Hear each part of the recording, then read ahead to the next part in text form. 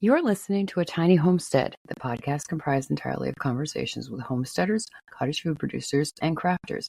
I'm your host, Mary Lewis. Today I'm talking with Kendra at Tryna Homestead in Wisconsin. Good afternoon, Kendra. How are you? Good. How are you? I'm good. And I'm not going to lie.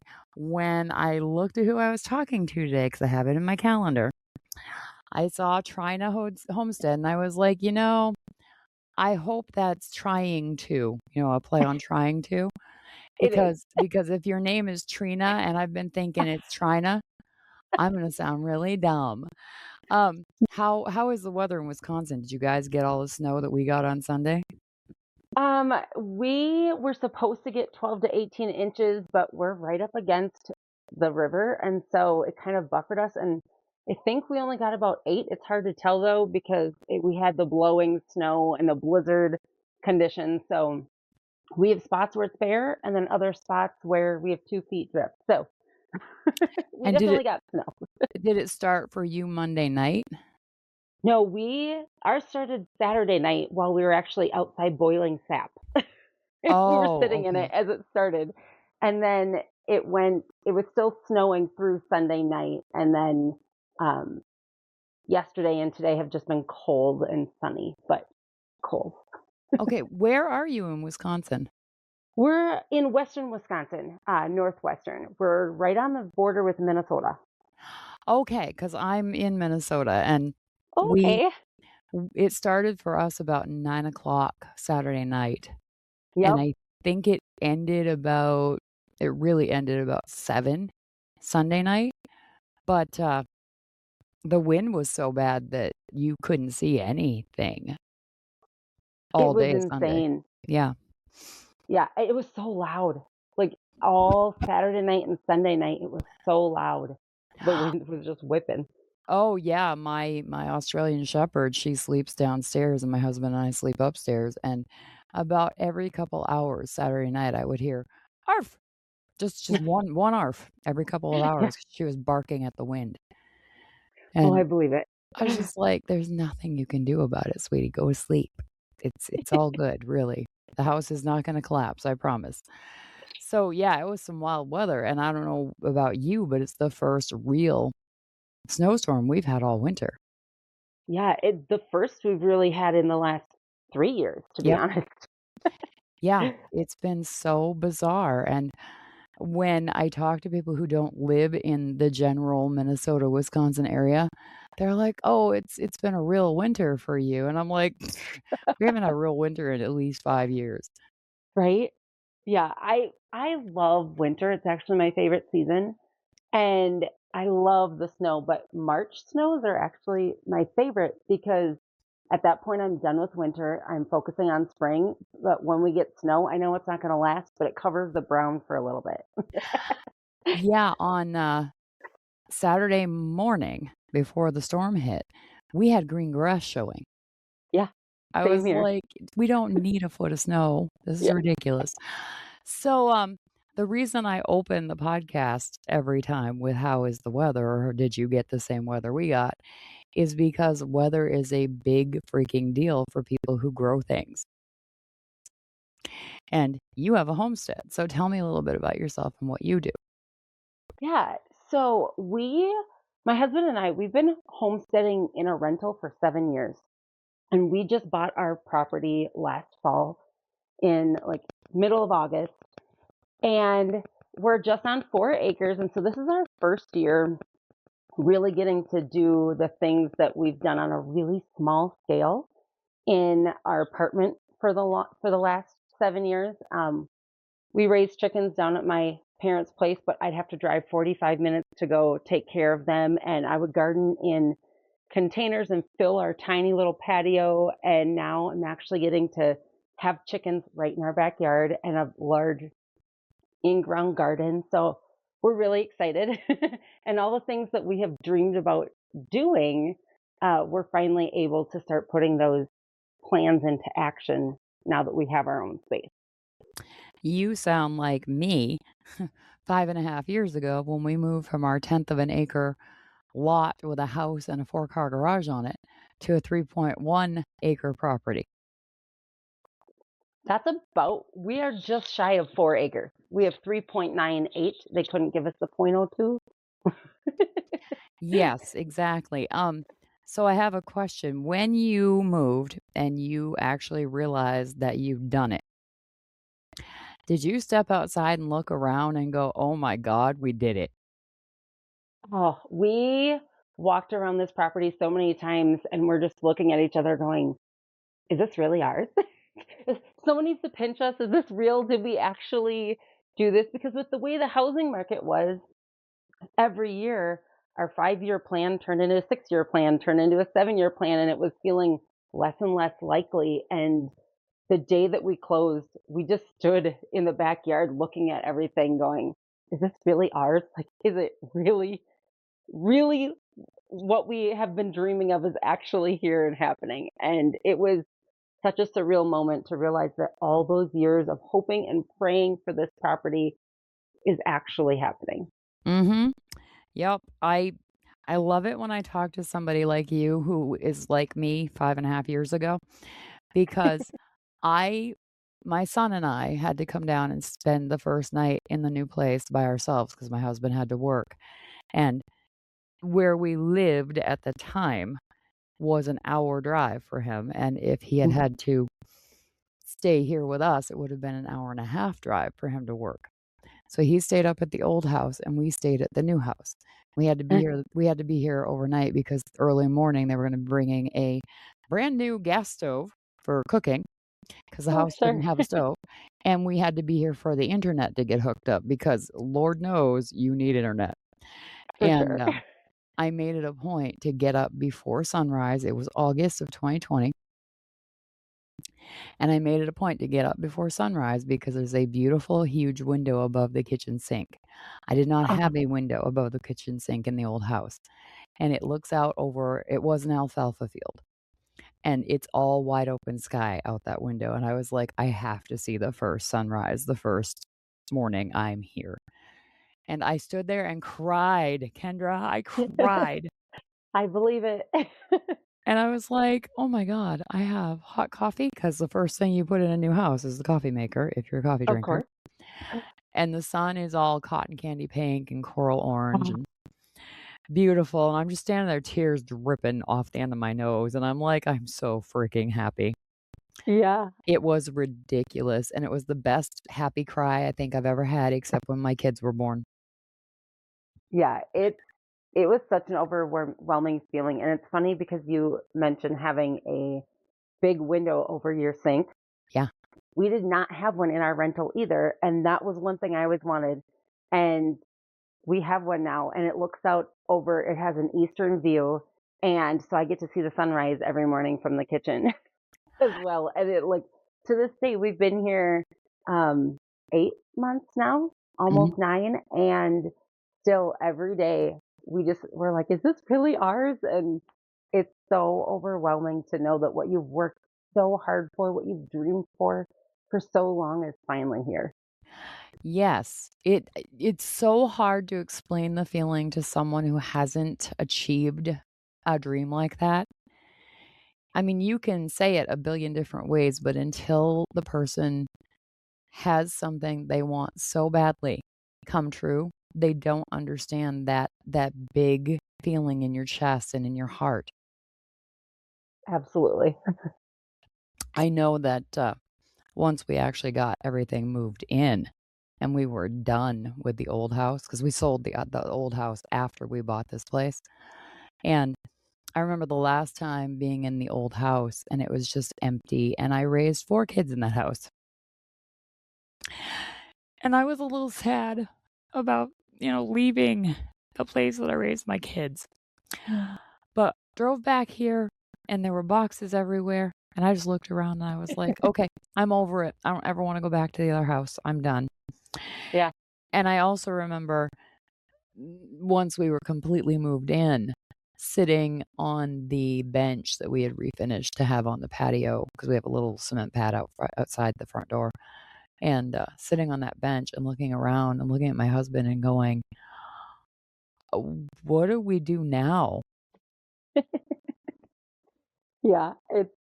It's kind of, it's it's that almost that feeling like when you get married and you're like, okay, now what?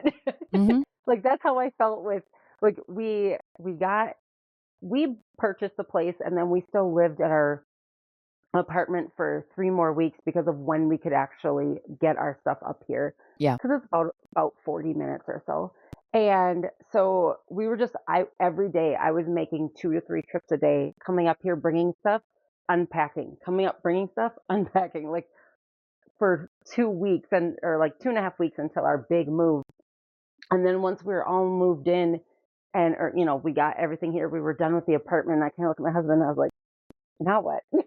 Like, you almost are like, "This is really it, but now what do we do?" Like, we did the whole go through the move thing. It's like, "Okay." Yeah, and moving is exhausting. Oh, I don't ever wanna do it again. I say that every time. I don't either. There are days where my husband and I are like, "Well, now we're nesty, uh-huh, empty nesters. Do we really wanna stay?" Is this where we wanna Sure. die, basically? Yeah. And and some days we're like, "I need to sleep on it." And then other days we're like, "Nah, we would be nuts to move again." Yeah, I'm okay staying here for a very, very, very long time, if not Mhm. ever. Yep. Well, it became real to us when we ended up buying I think we had 40 chickens at one point, and I was like, "So are we chicken farmers now?" And my husband was like, "No, we're we are, farm to market gardeners."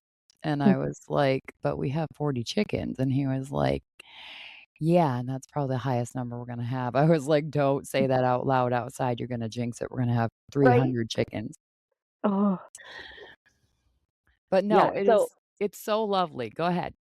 oh, no, I was just gonna say the whole 40 chickens thing is making me laugh over here because, um, we tracked I ordered 20 chickens or baby chicks that are coming in A throughout April, Yeah, yeah. but Tractor Supply got us, and we ended up with 6 turkeys. And then the next Wednesday, Tractor Supply got us again, and we ended up with 6 more chicks. Um, and then the next day, we went to a different feed store, and we ended up with 6 more chicks. So we currently have 6 baby turkey poults and 12 chicks in our basement with 20 more chicks coming. Eh, So chicken math is real, and they multiply before you even realize. I think in your case, it's poultry math. Right? For sure. That's okay, those turkeys will come in real handy. Yes. We were hoping that we have a hen and a tom in at least we have 2 different breeds, 3 of each. And we're hoping we have a hen and a tom in at least one of those breeds, if Mhm. not both, so that we can have some for meat this year, but then have longevity with our turkeys. So that's the Ye goal with those, Yes, it's really nice when the livestock reproduce because it's basically free food. for sure. Very expensive free food, but it is definitely free food. Well, to start with, but there are dividends, so Yes. But my husband and I, he's like, we should put a lot of money into these free eggs that we're gonna get. And so we always joke that it's very expensive free food because we didn't have to go to the store to buy it, but we had to, you know, feed it and water it and care for it, and it's expensive and all the other things. Uh-huh. I asked my husband ho if the chickens are paying for themselves because we sell eggs, Sure. and he said yes, but there was kind of a weird note to the yes, and I said, "Okay, what are you not saying?" And he said, "They're keeping us in milk and butter because we don't have a cow to make to have drinking milk and to make butter." Yeah. And I said, "Okay, I can live with that." He said, "We are never without eggs for ourselves." And I said, "I can absolutely live with that." So it works out great. So when I was looking at your Facebook page and you were telling your story at the beginning of this, you were doing homesteading in an apartment. We were doing homesteading in an 800 square foot house and a tenth of an acre lot with a house and a 4-car garage on it. And the thing that I love when I talk to people who are doing homesteading, not on homesteads as people think of it, is it proves my point that homesteading is a state of mind, it is a way of being, it is not owning property. Absolutely. One of our big sayings is we always say homesteading's a mindset, not a location. Yeah. Um, that I have it written on many shirts actually because it's so true. It's not about where you are, it's about what you're doing with what you currently have. And when we were in the rental, like I mentioned before, we raised chickens somewhere else and we had small little container gardens everywhere we could put them.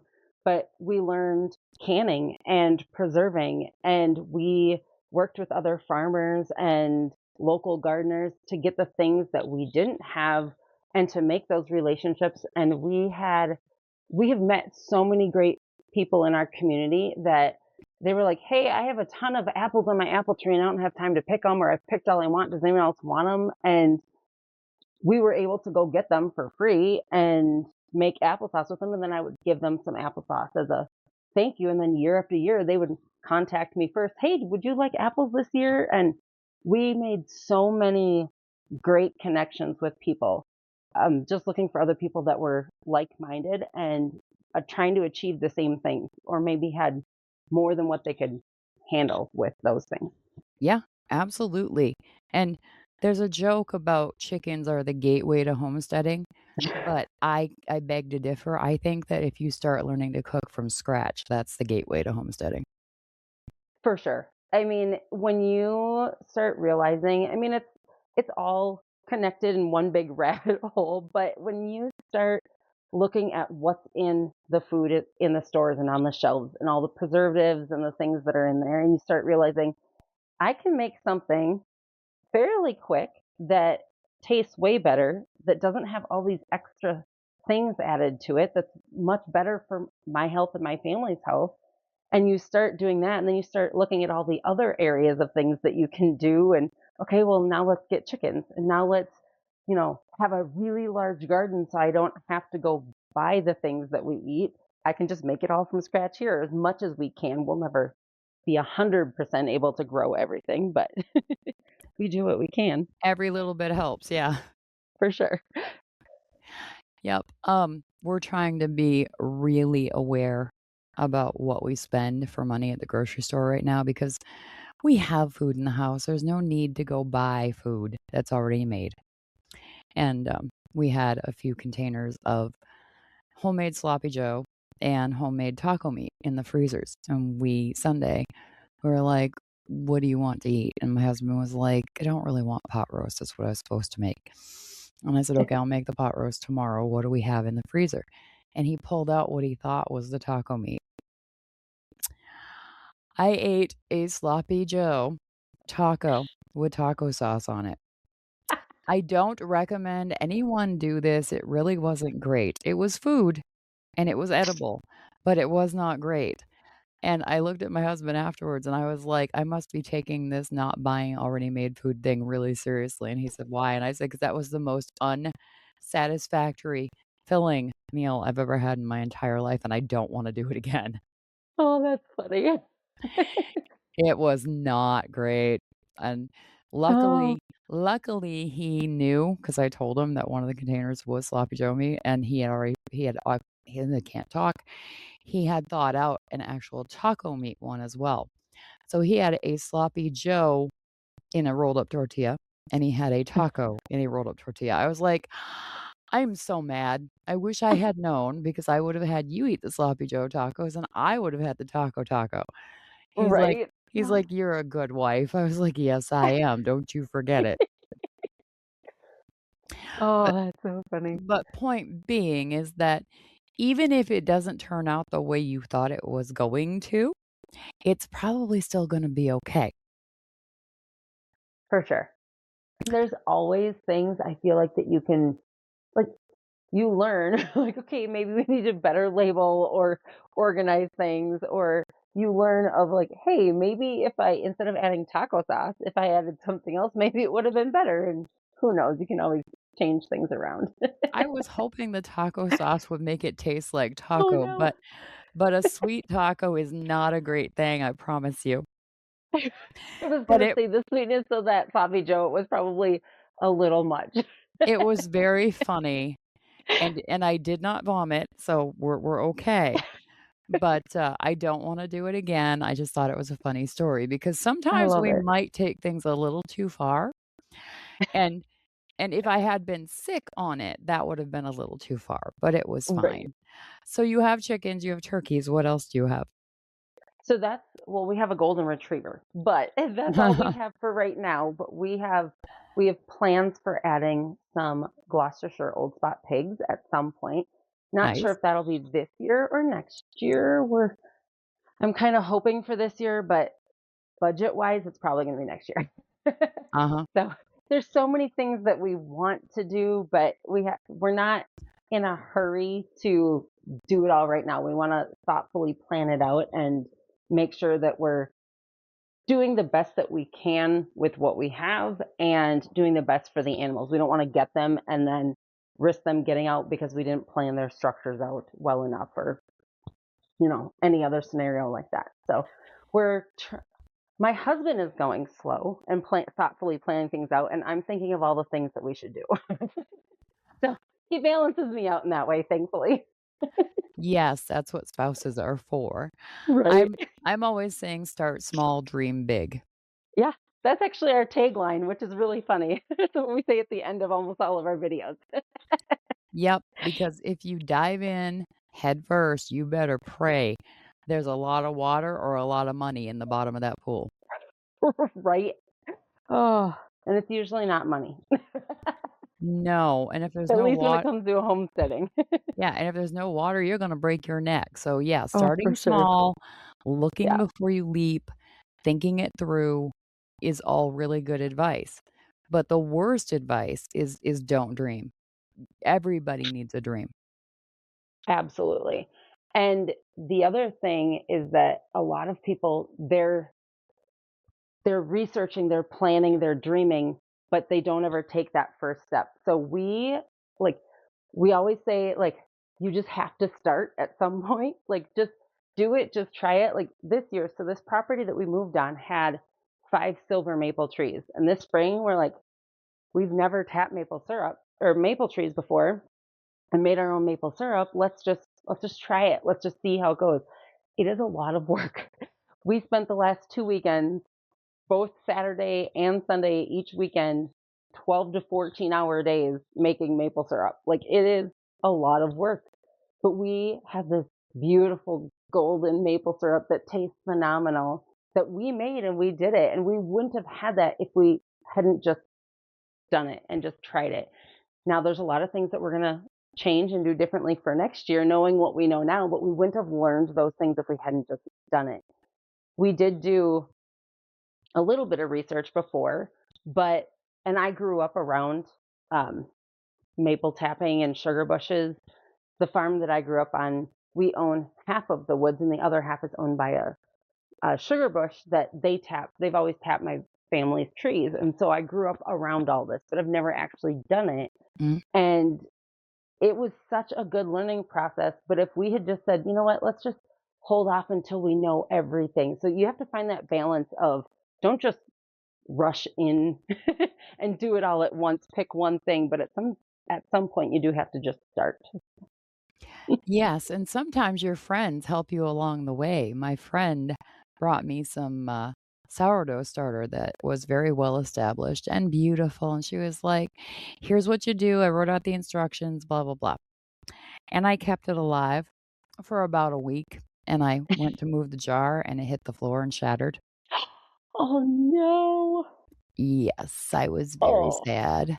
And then I got over my sad, and I was like, "I can make a new one." And I did the flour and water thing in another jar, and I actually made 2 loaves of sourdough bread out of that sourdough starter that I started. They Ooh. both kinda turned out, bagel-y, like bagel texture. Yeah. They were good, and then it got the dreaded pink mold. I've talked about this a few times in the last Oh 2 weeks. no. So, it had to go in the trash, and I cried over that because that is not okay. That's not fun. Especially when you start it from yourself. That is so hard to do Uh-huh. sometimes. Yeah, so I waited until about a month and a half ago to start a new one. I got the pink mold back in September, I think it was. So I started a new one about a month and a half ago, and it's now at the point where I might actually be able to make some sourdough bread again. And it's got all the Exciting. little bubbles on the side of the jar, and I'm like, "Oh my god, it's alive and it's working." That will never not make me giddy. Mhm. When I wake up in the morning and I see those bubbles on the jar, I get so excited It's over bubbles. it's so dumb, but it's so smart at the same time. It's such a rewarding thing because it doesn't take much. It takes 5, 6 minutes to feed your starter, and then it's just time. You're just waiting, you're not doing anything, and then you come back and check and it's alive and happy, and it brings me such joy. I think the reason homesteaders like sourdough, the process is because it's keeping another thing alive. Right. There's Because lots it's of not chaos in our life. Let's just keep something else alive. I was gonna say it's not enough to grow plants and animals, we need to grow bacteria too. Right. We'll just grow it all.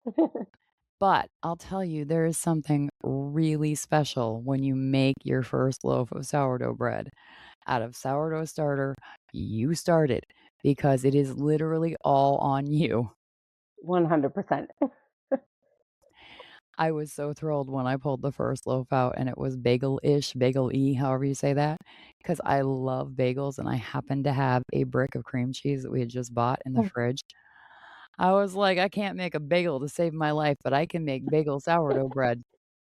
I love it. Oh, I bet that was so good, especially like you said, when it's your first loaf that you did all of it from start to finish.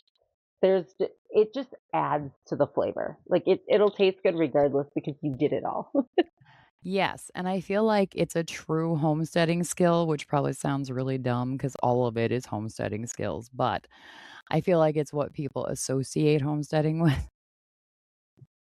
For sure. There's a few bigger things like there's like 3 or 4 things, right? We have sourdough, chickens, canning, and gardening. Those are the things that people really associate with Mhm. homesteading. There's so much more to it than that, but those seem to be the big things that people recognize as homesteading. Yes, one of the first things that we did when we kinda got into this, and it was more me than my husband because he was the breadwinner, he was gone all the time. We're raising 4 kids on 1 income, and I was like, "The kids need scarves, I can learn to crochet." So I learned to crochet scarves for the kids, and I I was love it. trying to be really aware of our food expenses 'cause kids eat a lot, Oh, and so they sure do. I learned to make oatmeal raisin cookies and chocolate chip cookies, and any kinda cookie or banana bread kept them very happy in snacks, and none of them were fat. They were always running around doing stuff, so they were like, "Can I have a cookie?" "Yes, please, before you're too skinny to live," you know? And it was just all things that I was like, "Okay, if I make cookies, it's gonna cost me less than buying cookies." Absolutely. So for us, it was a way frugality was our gateway to homesteading.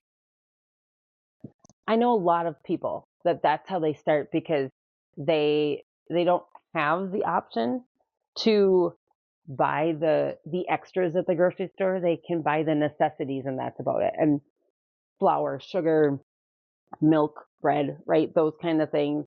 And then they start realizing, well, if I can buy those things, I can make the bread and then I can make the cookies and I can make all the other things. And it is a way for them to save money in the long run. Yes, and I felt like I had to because I love my husband and I loved my kids. I still love my kids, but they're adults now. They make their own cookies. And, I felt like if I was gonna be home with the kids because I wanted to raise them myself, whatever I could do to save us money was making us money. Oh, for sure. So it was a big deal. And my husband would get asked at his job, they'd be like, they'd say, "What does your wife do?"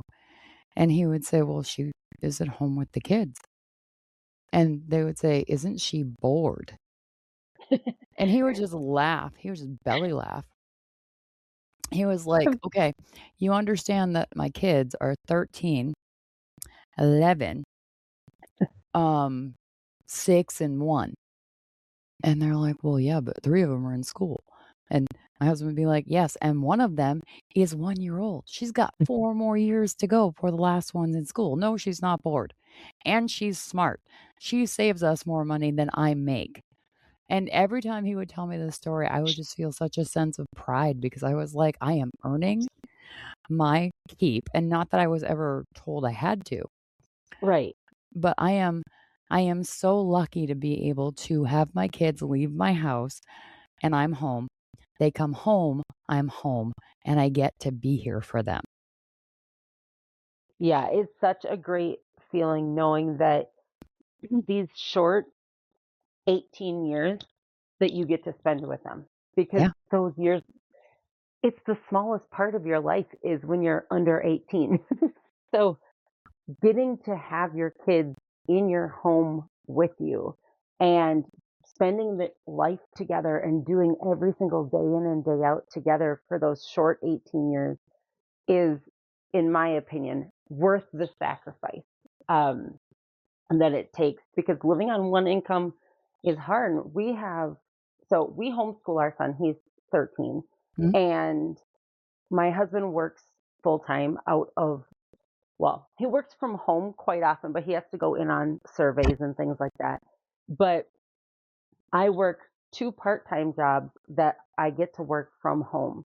So we're still able to homeschool and I'm still able to be home with him and still make some money for the family and things like that. But we made the sacrifices and the things that we gave up so that we could have that time with him, because it goes so fast. It doesn't last very long. No, it does not, and that's all I have to say or I will cry. Um, uh, also, every human being has the opportunity to make a choice about how they live their life. And some of us come from at it from a privileged place, some of us do not. I'm not saying that the homeless person in Minneapolis has a lot of choice right now, so don't get me wrong. But if you happen to be lucky enough to make choices about what you want to do with your life, you're one of the luckiest people on earth. And not everybody has to be a homesteader. I get that there are some people who want to be in an office building as a CEO of a big company, and that is totally fine. You do you. But I love that we get to make these choices. I love that my husband and I are thinking about getting into raising quail. Have not actually decided yet, but it's a choice we get to make this year. I love it. My husband wants to raise quail. Yeah, We've been looking into that too. They're so cool. I've been diving deep on this for a couple of weeks and hopefully we can make a decision this weekend about whether we're going to buy an incubator or not. That's the next thing on the list is to decide that. So So exciting. it is. It's really fun. And I looked up the little quail scissors that you use to clip the eggs Yeah. open. Yep. I was like, "Oh my god, I'm actually looking up quail scissors on Amazon. I've got to be out of my freaking mind." I love it.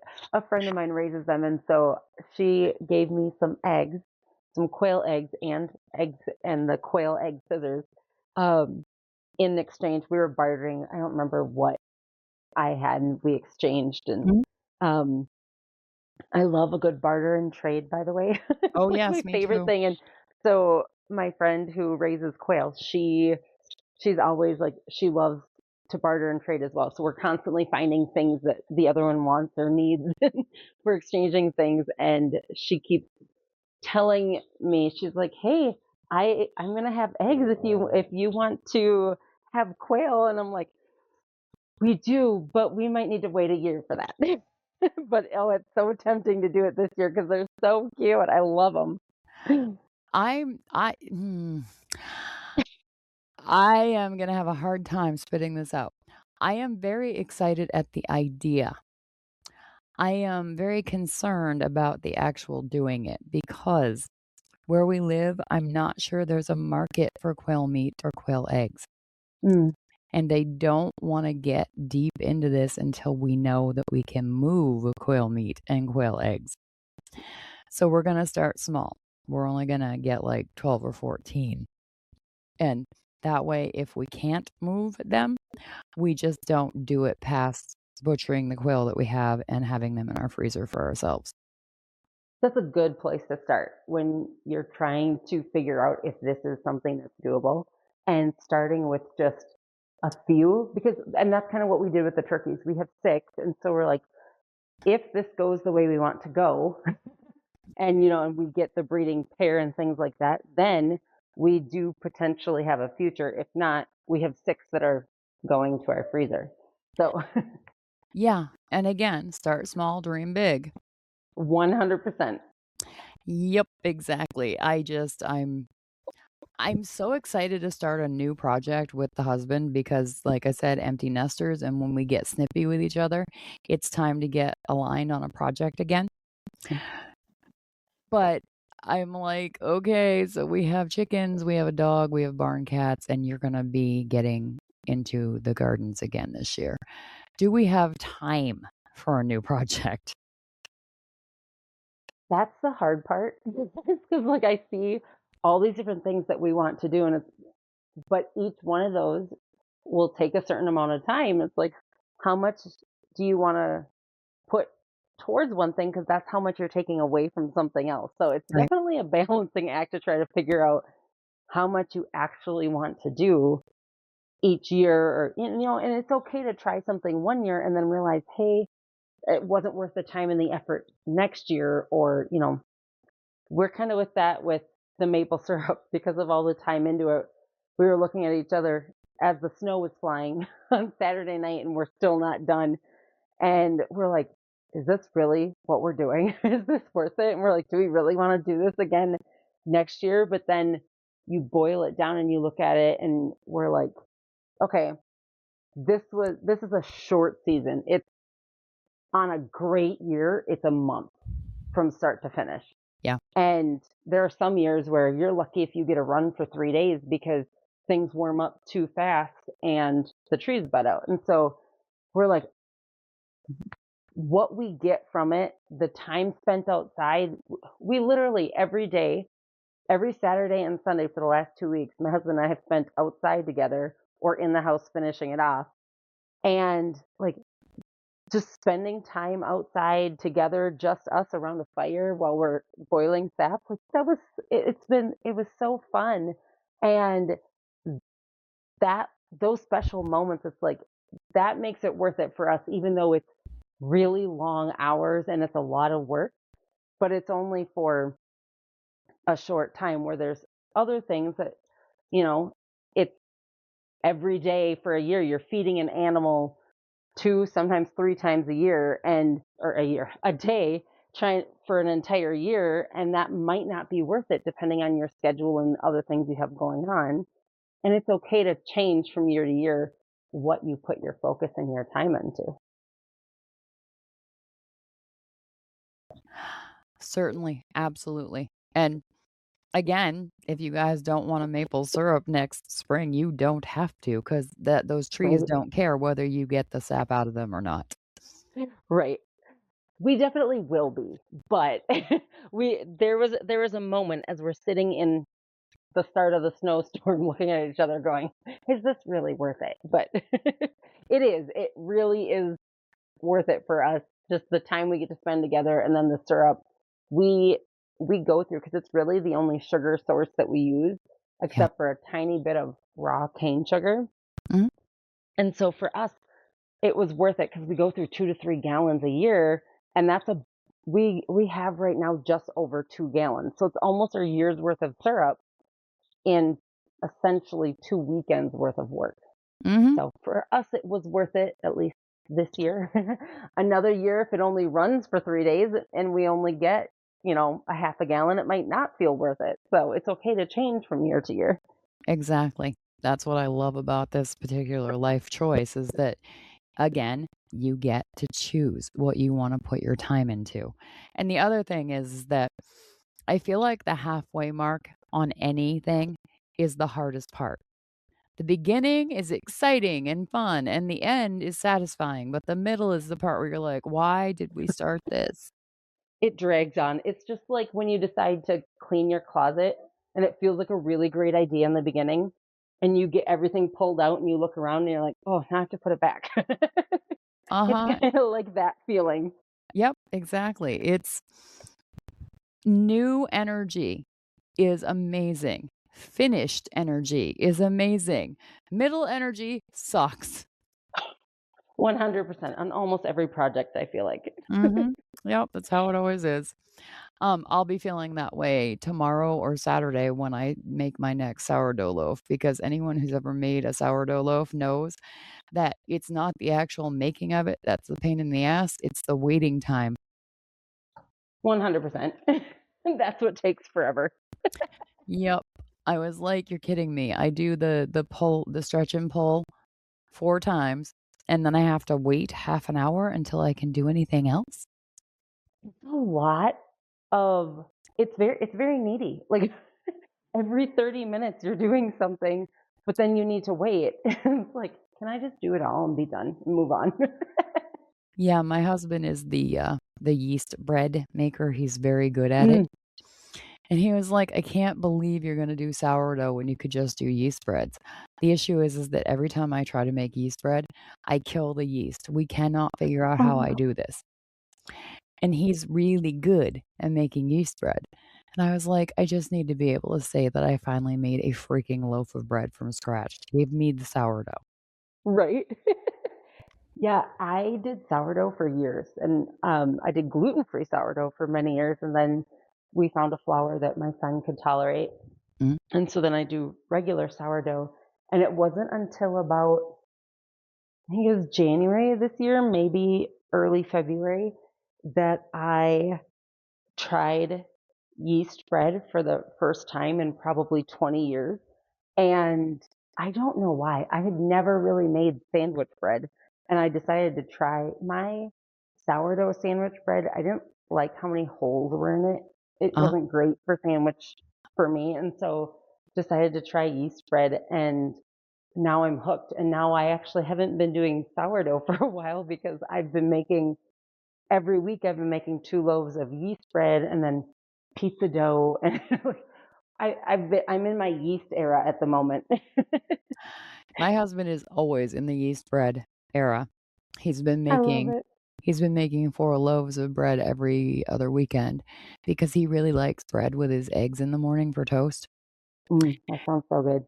And the least expensive bread at the local grocery stores is terrible. The only really good tasting bread is like $7 a loaf right now, Mhm. at the least. He was like, "I'm just gonna start making bread." I said, "Okay, house will smell amazing every other weekend." And he was like, Right? "Yes, it will." So Smells it's so been good. so we've been reminded that frugality has lots of benefits. Oh, for sure.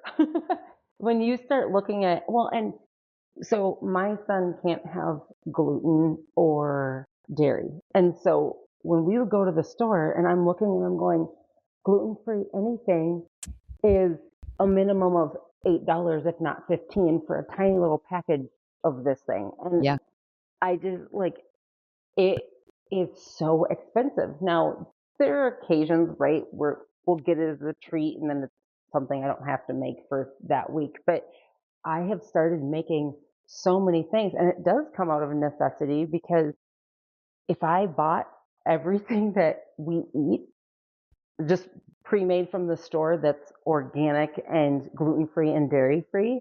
Oh my goodness, I cannot imagine my grocery bill. It's already high enough as it is just eating organic. it's maddening how expensive things have gotten. Yeah. And that's all I have to say on that too, because boy, we don't want that soapbox coming out either right now. All right, this has been so much fun, Kendra, and I am not saying that everyone should become a homesteader, but I would be remiss if I didn't say this again. This is my public service announcement for every episode. You ready? If you don't know how to cook from scratch, learn. And please get to know your local growers and producers because it's so important to have a local source because supply chains do have problems and things just keep getting more expensive. Please learn how to take care of yourself. Absolutely. Where can people find you? So we are on Facebook, TikTok, and Instagram as Tryna Homestead. Fantastic. As always, people can find me at a tinyhomesteadpodcast.com. Kendra, thank you so much for taking the time. I appreciate it. You're welcome. Thank you for having me. All right. Have a great day. You too.